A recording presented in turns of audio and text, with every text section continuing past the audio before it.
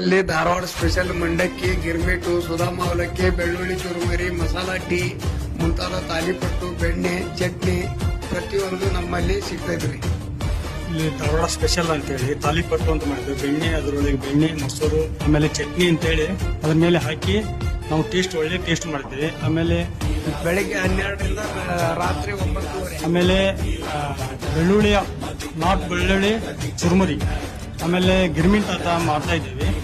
ನಮ್ಮ ಅಂಗಡಿಯಲ್ಲಿ ಸುಧಾಮ ಅವಲಕ್ಕಿ, ಮಸಾಲಾ ಅವಲಕ್ಕಿ, ಗಿರ್ಮಿಟ್ಟು ಅಂತ ಹೇಳಿ ಧಾರವಾಡ ಸ್ಪೆಷಲ್ ಅಂತ ಹೇಳಿ ಒಳ್ಳೆ ಟೀ, ನಮ್ಮಲ್ಲಿ ಒಳ್ಳೆ ಮಸಾಲಾ ಟೀ ಮಾಡುತ್ತೇವೆ.